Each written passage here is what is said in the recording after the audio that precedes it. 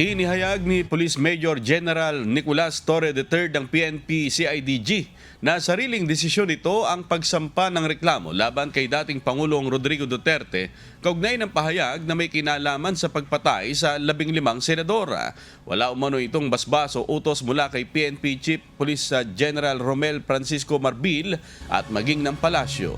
Ayon kay Torre, ang reklamo ay nakatuon sa mga unlawful utterances at inciting to sedition na ipinahayag ng dating Pangulo na itinuturing niyang hindi nararapat.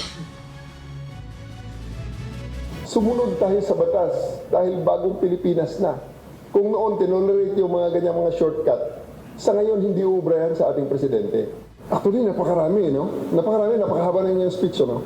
Pero yung portion lang talaga na unlawful utterances, ang gusto kong emphasize doon, yung kanyang, in general naman, inciting to sedition ang sinasabi niya eh. Dahil sa napakaraming pinagsasabi niya ron.